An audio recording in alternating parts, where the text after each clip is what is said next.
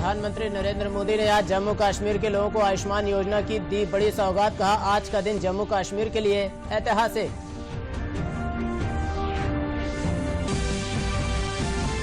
गृह मंत्री अमित शाह ने कहा, जम्मू कश्मीर के हर व्यक्ति को मिलेगा योजनाओं का लाभ। पहली बार जम्मू कश्मीर में दिखी विकास की गति, लोगों को हो रहा है शांति का अनुभव।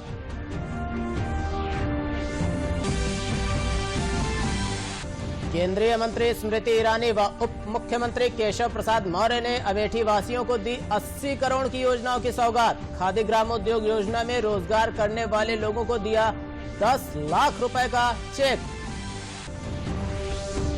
और अपर मुख्य सचिव स्वास्थ्य अमित मोहन ने कहा, प्रदेश में 24 घंटे में आए 1102 नए मामले। कोरोना संक्रमण से ठीक होने की दर 95.84% हुई। नमस्कार, मैं हूं योगेश शर्मा। आप देखिए मेरे साथ इन समाचारों को विस्तार से। प्रधानमंत्री नरेंद्र मोदी ने आज जम्मू कश्मीर को मुफ्त इलाज की एक बड़ी सौगात दी है। प्रधानमंत्री नरेंद्र मोदी ने आज वीडियो कॉन्फ्रेंसिंग के जरिए राज्य में आयुष्मान भारत PMJY सेहत की शुरुआत की। इस मौके पर केंद्रीय गृह मंत्री अमित शाह भी गुवाहाटी से वीडियो कॉन्फ्रेंसिंग के लिंक के जरिए मौजूद रहे।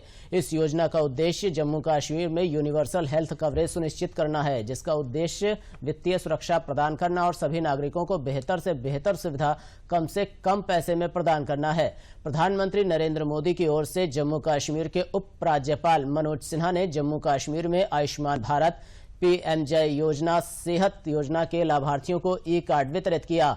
आयुष्मान भारत PMJAY सेहत की शुरुआत के बाद अपने संबोधन में प्रधानमंत्री ने कहा कि आज का दिन जम्मू एवं कश्मीर के लिए ऐतिहासिक है और सरकार विकास की योजनाएं गरीबों तक पहुंचाने के लिए प्रतिबद्ध है। कश्मीरियत, जमहूरियत और इंसानियत को आगे बढ़ाने के लिए हमेशा सरकार प्रेरित करती रहेगी। कश्मीर के गांव-गांव में बिजली पहुंची है। यहां के गांव आज खुले में शौच से मुक्त हो चुके हैं। गांव-गांव तक सड़क पहुंचाने के लिए मनोज जी के नेतृत्व में पूरा प्रशासन कठिनाइयों के बीच भी बहुत तेजी से काम पर लगा हुआ है। हर घर जल पहुंचाने का मिशन जम्मू कश्मीर में तेजी से आगे बढ़ रहा है। अगले 2-3 साल में राज्य के हर घर तक पाइप से पानी पहुंच जाए, इसके लिए प्रयास किए जा रहे हैं। जम्मू कश्मीर में लोकल गवर्नेंस का मजबूत होना डेवलपमेंट के कामों में ये बहुत बड़ी तेजी लाएगा।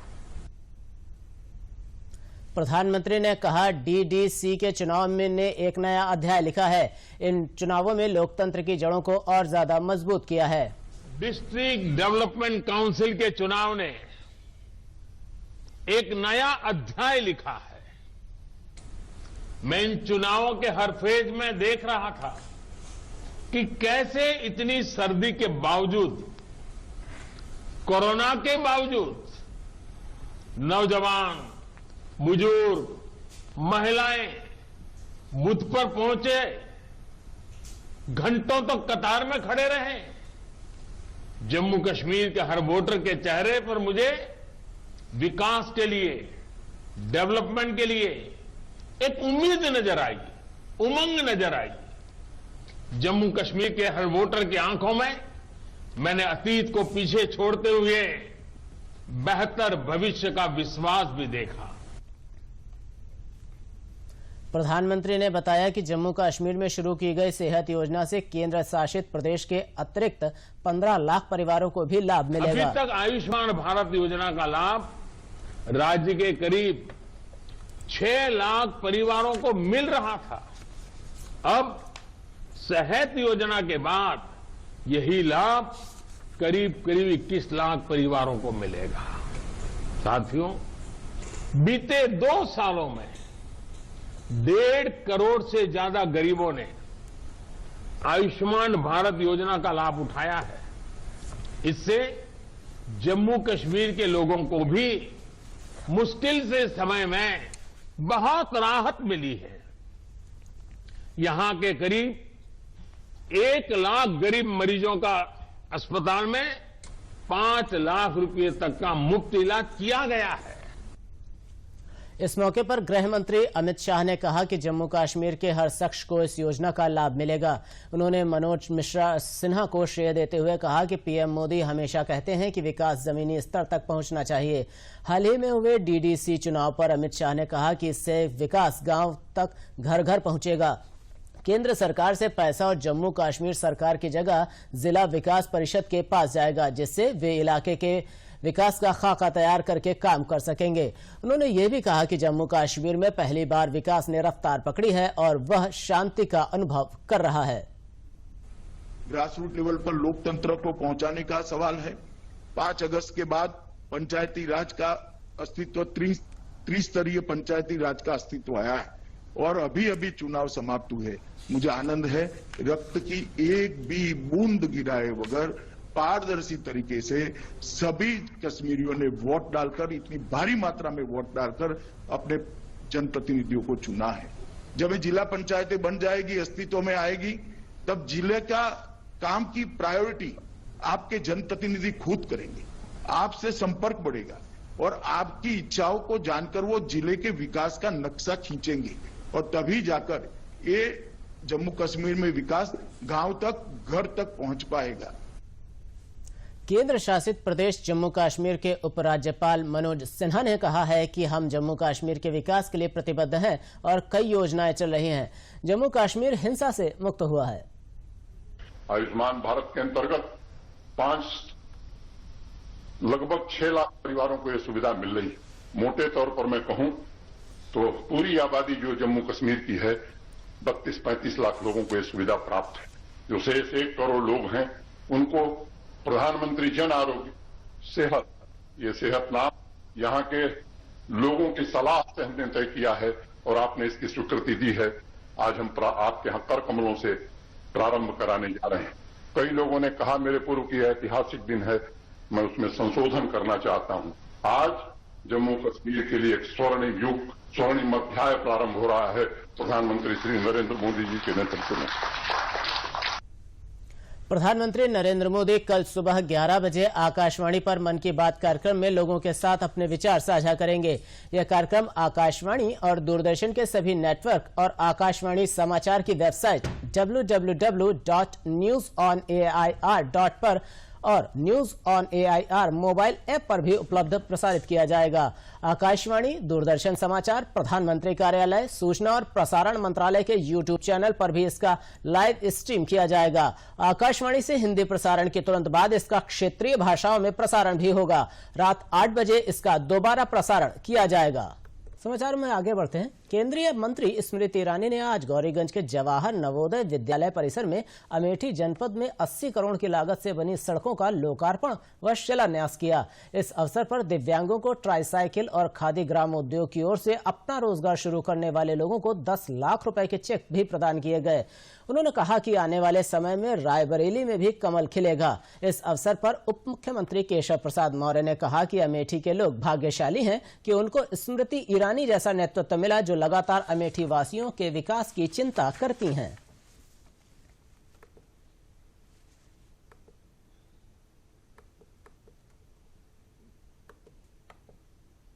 77 साल 2019 से सांसद के नाते मैंने जो आग्रह अमेठी की जनता की ओर से यहाँ पर प्रस्तुत किए, उत्तर प्रदेश सरकार ने उन्हें स्वीकारा।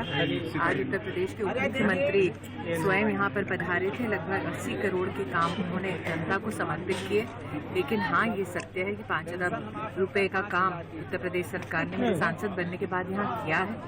ये एक सत्य और भी है, ये 5 दशकों तक कांग्रेस पार्टी का गढ़ रहा। लेकिन यहाँ पर चाहे पुल का निर्माण हो या सड़क का निर्माण हो अथवा जनधन खाता खोलना हो या गरीब का टॉयलेट बनाना हो, ये सभी काम तब संभव हुए जब अमेठी की जनता ने नरेंद्र मोदी और योगी जी को अपना आशीर्वाद दिया। 2017 से उत्तर प्रदेश में भाजपा की सरकार बनी है। 5 अरब से अधिक की परियोजनाएं यहाँ की हमारी जो लोकप्रिय सांसद तो 19 में बनी है, लेकिन 2014 में भी चुनाव लड़ी थी दीदी स्मृति ईरानी जी और हमारे यहाँ के सभी लोकप्रिय विधायक, हमारे मंत्रिपरिषद के साथ ही सब लोगों ने लगातार यहाँ की जनता की समस्याओं को रखा और उसके समाधान के लिए लगातार सरकार और अमेठी ईमानदारी के साथ अब विकास के पथ पर आगे बढ़ रहा है। प्रदेश के अपर मुख्य सचिव सूचना नवनीत सहगल ने प्रेस वार्ता में कहा कि प्रदेश में कोरोना संक्रमण में कमी आ रही है, फिर भी सभी को सावधानी बरतने की आवश्यकता है। उन्होंने लोगों से अपील की कि वे मास्क पहनें, हाथ साबुन से धोते रहें, सैनिटाइजर का उपयोग करें तथा भीड़ भाड़ वाले इलाकों में जाने से बचें। उन्होंने बताया कि पड़ोसी राज्य दिल्ली में संक्रमण बढ़ने से सीमावर्ती जनपदों में कुछ केस बढ़े थे। उन्होंने ये भी बताया कि प्रदेश का यह बड़ा अचीवमेंट है कि पूरी व्यवस्था में शुरू में मार्च में 72 टेस्ट प्रतिदिन टेस्ट करने की क्षमता थी, जो अब बढ़कर 1,90,000 टेस्ट प्रतिदिन किया जा रहा है। इसी अनुसार टेस्ट प्रतिदिन किए जा रहे हैं। उन्होंने बताया कि अब तक 2.32 करोड़ से अधिक कोविड-19 के टेस्ट किए जा चुके हैं, जो कि पूरे देश में अब तक का सर्वाधिक है। मिशन रोजगार के अंतर्गत प्रदेश में युवाओं में को अधिक से अधिक रोजगार के अवसर उपलब्ध कराने की एक कार्य योजना पर काम चल रहा है, जिसके अंतर्गत रोजगार नौकरी से, सरकारी नौकरी से, स्वरोजगार से और कौशल प्रशिक्षण के माध्यम से स्वरोजगार के लायक बनाकर उनको बैंकों से समन्वय कराकर उनके ऋण उपलब्ध कराकर उनकी इकाई स्थापित कराने से, ये तीनों बिंदुओं पर तेजी से कार्रवाई हो रही है। माननीय मुख्यमंत्री जी ने समीक्षा की है, सभी आयोगों को, निगमों को, परिषदों को, विभागों को निर्देशित किया है तथा उसकी लगातार समीक्षा भी चल रही है कि उनके यहाँ जितनी रिक्तियां हैं उन रिक्तियों को शीघ्र भरने की प्रक्रिया तेज की जाए और पारदर्शी तरीके से ये रिक्तियों को भरने की प्रक्रिया की जाए। और ये 4 लाख नौकरियां 4 साल में देने का लक्ष्य है, जो कि लगभग पूरा हो रहा है। और इस प्रक्रिया को और इस अभियान को तेजी से अगले वर्ष इसको और तेजी से आगे बढ़ाया जाएगा। प्रदेश के अपर मुख्य सचिव स्वास्थ्य अमित मोहन प्रसाद ने प्रेस वार्ता में बताया कि प्रदेश में पिछले 24 घंटों में कोरोना संक्रमण के 1,102 नए मामले सामने आए हैं और पिछले 24 घंटे में ही 1,368 कोरोना संक्रमित मरीज पूरी उपचार के बाद ठीक होकर वापस चले गए। प्रदेश में 15,875 कोरोना के सक्रिय मामले हैं। उन्होंने बताया कि अब तक कुल 5,56,912 कोरोना संक्रमित मरीज कोविड-19 से ठीक होकर डिस्चार्ज हो चुके हैं। इसके बाद प्रदेश में कोविड-19 की रिकवरी दर बढ़कर 95.84% हो गई। कोरोना के संक्रमित मरीजों में से 8,293 लोगों की मृत्यु हो गई है। विगत 24 घंटों में संक्रमण के 1,102 नए मामले सामने आए हैं। इसी अवधि में डिस्चार्ज होकर स्वस्थ होने वालों की संख्या 1,368 है। इस समय एक्टिव इन्फेक्शन की संख्या घटकर के 15,875 हो गई है। संक्रमण के पश्चात जो अब तक कुल संक्रमित व्यक्ति स्वस्थ हुए हैं और डिस्चार्ज हुए हैं, उनकी संख्या अब बढ़कर के 5,56,912 हो गई है और रिकवरी का प्रतिशत इस समय प्रदेश में 95.84% चल रहा है, 95.84%। संक्रमित लोगों में से कुल 8,293 व्यक्तियों की आज तक मृत्यु हुई है। हिंदी साहित्य के क्षेत्र में उत्कृष्ट कार्य करने वाले 6 साहित्यकारों को आज लखनऊ में 26वें पंडित प्रताप नारायण मिश्र स्मृति युवा साहित्यकार सम्मान से सम्मानित किया गया। काव्य के लिए अतुल वाजपेयी, बाल साहित्य के लिए श्याम कृष्ण सक्सेना, कथा साहित्य के लिए कुलदीप सिंह राघव और संस्कृत के लिए डॉक्टर ऋषिराज को पुरस्कृत किया गया। जबकि पत्रकारिता के लिए डॉक्टर सौरभ मालवीय और भोजपुरी साहित्य के लिए अम्बरीश राय को प्रदेश के कानून मंत्री ब्रजेश पाठक ने सम्मानित किया। कार्यक्रम के पश्चात श्री पाठक ने कहा कि उत्तर प्रदेश के किसान कृषि कानून का समर्थन कर रहे हैं और जो किसान विरोध में बैठे हैं उनके पीछे कहीं न कहीं विपक्षी दलों का हाथ है। उन्होंने ये भी कहा कि आंदोलनरत किसानों से लगातार बातचीत चल रही है। दरअसल एग्रीकल्चर बिल में दिक्कतें क्या हैं, ये लगातार सरकार पूछ रही है। हमारे भारत के कृषि मंत्री आदरणीय नरेंद्र सिंह तोमर जी, आदरणीय प्रधानमंत्री जी लगातार वार्ता कर रहे हैं, लेकिन किसान और उनके पीछे जो पॉलिटिकली मोटिवेटेड लोग हैं अभी तक ये नहीं बता पाए हैं कि इसमें दिक्कतें क्या हैं। मैं दावे के साथ कह सकता हूँ हमारी सेंट्रल गवर्नमेंट, स्टेट की गवर्नमेंट किसानों के साथ है, उनके परिवारों के साथ है, उनकी हर दिक्कत में हम लोग साथ खड़े हैं। और ये भी मैं कहता हूं कि यदि कोई दिक्कत है बताएं, हम लोग संशोधन करेंगे, उनके साथ खड़े होंगे उनकी हर दिक्कत में। इतनी ठंड में वो लोग किसान भाई संकट में हैं, मैं उनको कहता हूं कि वो अपनी बातों को हठधर्तिमा छोड़ करके अपनी बातों को रखें, जरूर कोई उनको रास्ता निकलेगा। अब बात करते हैं नीति आयोग की। नीति आयोग की योजना के तहत वाराणसी के सेवापुरी ब्लॉक को ब्लॉक बनाया गया है। इसी के विकास कार्यों को समीक्षा के लिए नीति आयोग के सीईओ अमिताभ कांत और ग्रामीण विकास मंत्रालय के सचिव नागेंद्र नाथ सिन्हा ने अधिकारियों के साथ बैठक की। यह अमिताभ कांत का सेवापुरी का तीसरा दौरा है। नीति आयोग के सीईओ ने कहा कि सेवापुरी को मॉडल ब्लॉक बनाने का कार्य तेजी से हो रहा है। हमारा लक्ष्य लोगों के व्यवहार में परिवर्तन लाना है। प्रधानमंत्री का लक्ष्य है कि सेवापुरी एक उन्नत मॉडल बने जिसे देश के अन्य हिस्सों में भी लागू किया जा सके।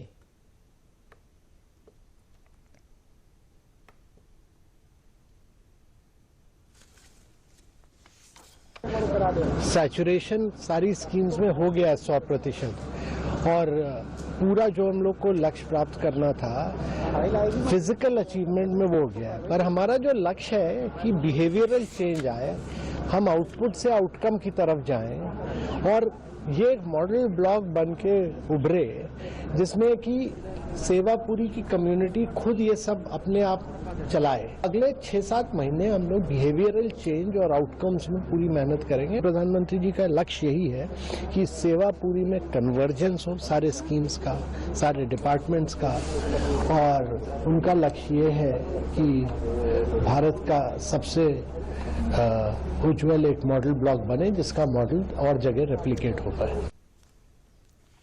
अलीगढ़ मुस्लिम विश्वविद्यालय में प्रधानमंत्री नरेंद्र मोदी ने 22 दिसंबर को एएमयू के शताब्दी समारोह के वर्चुअल समारोह में शामिल हुए थे।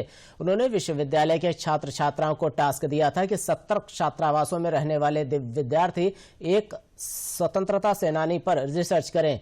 अन्य 30 छात्रावासों में महिला स्वतंत्रता संग्राम सेनानियों पर वे शोध करें। प्रधानमंत्री की ओर से मिले टास्क को विश्वविद्यालय प्रशासन ने गंभीरता से लिया है। सुझाव मिलने के बाद विश्वविद्यालय प्रशासन स्वतंत्रता संग्राम सेनानियों पर शोध करने में जुट गया है। प्रधानमंत्री संबोधन के 2 दिन बाद ही प्रस्ताव तैयार किया गया और वाइस चांसलर ने इसको मंजूरी दे दी। महिला स्वतंत्रता संग्राम सेनानियों पर रिसर्च की जिम्मेदारी वुमेन स्टडीज डिपार्टमेंट को सौंपी गई है। केंद्र की डायरेक्टर प्रोफेसर अजरा मूसवी के निर्देशन में उनकी टीम इस पर काम करेगी। प्रोफेसर अजरा मूसवी का कहना है कि हमारे विभाग के लिए यह बहुत अच्छी बात है कि यह जिम्मेदारी हमारे विभाग को मिली। उन्होंने यह भी बताया कि अब तक सिर्फ पुरुषों के बारे में ही लोग जानते थे, अब महिला स्वतंत्रता संग्राम सेनानियों के इतिहास के बारे में भी वे जानेंगे।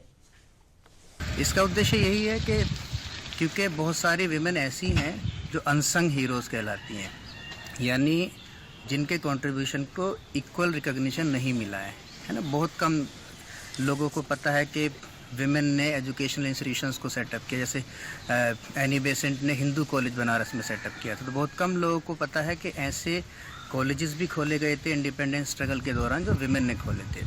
तो इस तरह की हिस्ट्री को लाने की ज़रूरत है, जो लोगों को पता लगे कि विमेन का एक बहुत बड़ा कंट्रीब्यूशन था फ्रीडम स्ट्रगल में। हम सारे एरियाज़ में विमेन के सारे कंटेम्प्रेरी रीसेंट इश्यूज़ पे रिसर्च भी कर रहे हैं। सो उसी सीरीज़ में प्रधानमंत्री जी के आह्वान पे और हमारे अपने वाइस चांसलर साहब के सपोर्ट के बाद हम लोग इस पे कार्य करने के लिए बिल्कुल तैयार हैं और हमने उसका खाका तैयार कर लिया है। स्वतंत्रता संग्राम में हमारी विमेन का कंट्रीब्यूशन जो कि बहुत हाईलाइट नहीं हुआ है, उस पर हम अपनी रिसर्च करने की तैयारी कर रहे हैं। हमारी एक बहुत अच्छी टीम है और हमारी डायरेक्टर प्रोफेसर अजरा मूसवी और हमारी ex director professor Shirin Moosvi के गाइडेंस में मैं जूही गुप्ता और मेरे कलीग डॉक्टर शाह आलम साथ में मिलके एक बहुत अच्छी कॉम्प्रिहेंसिव डेटाबेस तैयार कर रहे हैं, जिसमें हम सारी विमेन जिनका कंट्रीब्यूशन डायरेक्टली इनडायरेक्टली स्वतंत्रता संग्राम में रहा है उस पर एक रिसर्च करेंगे और एक पॉलिसी सजेशंस के लिए, एक डॉक्यूमेंटेशन के लिए बहुत अच्छा रिपोर्ट तैयार करेंगे। उद्देश्य है कि जो फ्रीडम स्ट्रगल में तो हम लोगों ने देखा है कि ज़्यादातर मेन सामने मर्दों को या पुरुषों को हम ज़्यादा देखते हैं, लेकिन महिलाएं बहुत सारी ऐसी हैं जो कुछ सामने आई और बहुत सारी ऐसी हैं जो पीछे रह के उन्होंने इस फ्रीडम स्ट्रगल को सपोर्ट किया। जैसे कि गांधी जी की खुद की पत्नी चाहे वो सामने ना दिखाई दी हों, लेकिन पीछे से उन्होंने बहुत सपोर्ट किया। बहुत सारी औरतें ऐसी थीं जैसे सावित्रीबाई फुले, जिन्होंने महिलाओं की पढ़ाई के लिए और सारी उनके जो भी स्ट्रगल्स थी उनमें उनको सपोर्ट किया। तो इस तरह से अगर हम वो सब चीज़ें देखें कि कौन महिलाएं थीं जिन्होंने इस फ्रीडम स्ट्रगल को, आज़ादी की लड़ाई को बहुत मजबूत बनाया और बहुत स्ट्रॉन्ग किया, तो उन सब का जो कंट्रीब्यूशन है वो सामने आना चाहिए। और विमेन स्टडी सेंटर ही मेरे ख्याल में एक अच्छा वो है जहाँ से हम विमेन के ऊपर रेगुलरली स्टडीज़ करते रहते हैं। तो ये भी काम अगर हम करें तो हमारे लिए बहुत अच्छा रहेगा। मुजफ्फरनगर में भारत रत्न पूर्व प्रधानमंत्री पंडित अटल बिहारी वाजपेयी की जयंती के कार्यक्रम में केंद्रीय राज्य मंत्री डॉक्टर संजीव बालियान ने किसानों को संबोधित करते हुए कहा कि भाजपा किसानों की सच्ची हितैषी है। उन्होंने कहा कि किसानों को भाजपा सरकार पर पूरा विश्वास करना चाहिए। भाजपा किसानों की आय बढ़ाने के लिए निरंतर प्रयासरत है। तीनों नए कृषि कानून किसानों के हित में है।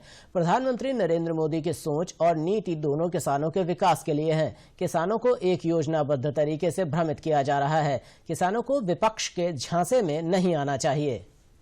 प्रधानमंत्री पूरे देश में किसानों से संवाद कर रहे हैं। कई प्रदेश के किसानों से उन्होंने बातचीत की है और करीब 9 करोड़ से ज्यादा किसानों के खाते में प्रधानमंत्री सम्मान निधि के 18,000 करोड़ से ज्यादा रुपए एकदम से पहुंच रहे हैं, डायरेक्ट सीधे खाते में बिना बिचौलिया के। और साल में 3 बार आते हैं, वैसे तो 6,000 रुपए एक साल के हैं। तो आज प्रधानमंत्री सरकार की नीतियां और किसानों से संवाद है, तो किसानों को अपनी बात कहने का प्रयास है सरकार के द्वारा। अंत में प्रमुख समाचार एक बार फिर। प्रधानमंत्री नरेंद्र मोदी ने आज जम्मू कश्मीर के लोगों को आयुष्मान योजना की दी बड़ी सौगात। कहा, आज का दिन जम्मू कश्मीर के लिए ऐतिहासिक।